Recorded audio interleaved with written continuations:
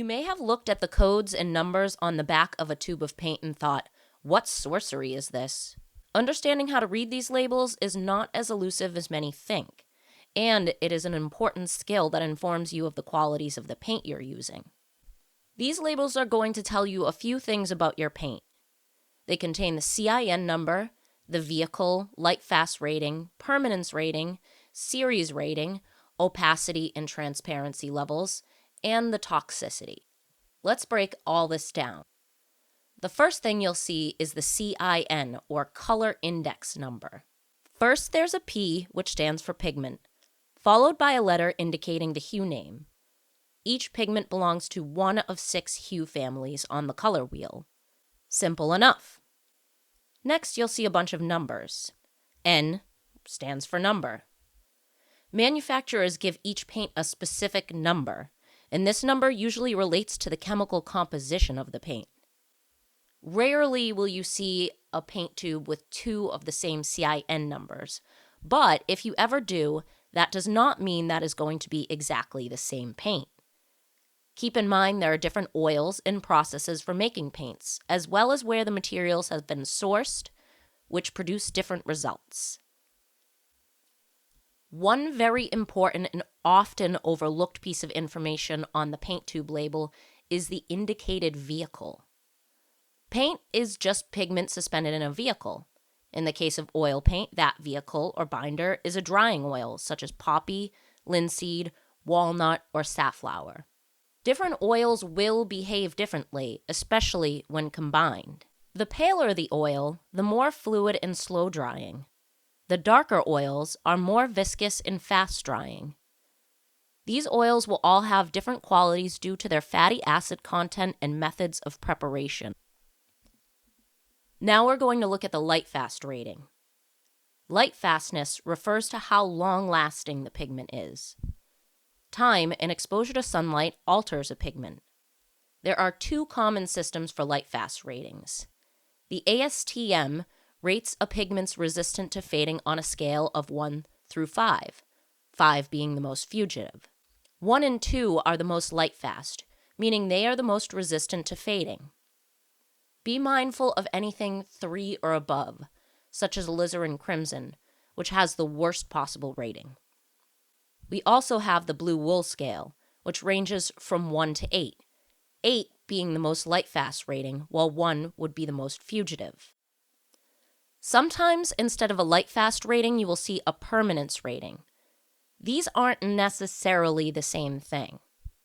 Winsor and Newton defines permanence as classifying not only the light fastness, but also the film and chemical stability of the paint. Certain pigments, such as the coveted alizarin crimson, have incredibly poor light fast ratings. This pigment turns bluish over time. To remedy this issue, many manufacturers have produced an alternative, alizarin permanent. These permanent mixtures are usually convenience mixtures created to emulate the original pigment. The next thing we'll find is the series number. The series number is 1 through 7 or 1 through 5 depending on the brand. The series number essentially indicates how expensive the paint is going to be. Paints that contain rarer or more difficult to produce pigments will have a higher series rating and therefore cost more. The next thing the label is going to tell us are the transparency or opacity of the colors we're working with. There are different systems for this, and it seems to be the most inconsistent rating system across paint manufacturers. Some manufacturers use a lettering system, whereby transparent colors are marked T and semi-transparent as ST, and so on. Other manufacturers use a system of pictographs. A white box with a diagonal line through it would mean semi-transparent. A diagonally divided half white, half box is used to indicate semi-opaque, and a completely black box would mean it was totally opaque. Keep in mind that semi-transparent and semi-opaque do not mean the same thing. One of the most important pieces of information on the paint tube label is the toxicity. You will see a seal with either a large AP for approved product or CL for cautionary labeling. If there's a CL label, then underneath you should see a specific warning about health problems posed by the pigment. Something worth mentioning about the color name. If you see the word hue in the name, like cobalt blue hue, that means it's a different type of mixture meant to emulate the original pigment. Some paints, such as cadmium red, are toxic. Many manufacturers have mixed different pigments to come as close as they can to the original pigments to make a non-toxic version. These are labeled with the word hue. Keep in mind, single pigment paints are going to be easier to use. When more pigments are added, it can be more challenging to predict things like color bias when mixing colors. Those labeled hue or convenience mixtures tend to be more unpredictable until you get a handle on them. The more colors you mix together often result in muddier outcomes. It is very important to know that a lot of paints are toxic. You do not want them absorbing into your skin, and you should practice caution when using any sort of toxic pigment.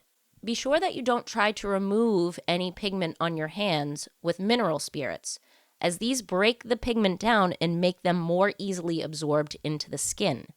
Instead, clean anything off with a little bit of vegetable oil. Now that you have learned how to read labels on the tube of paint, you can go about your artistic journey with a little more knowledge and insight. Happy painting!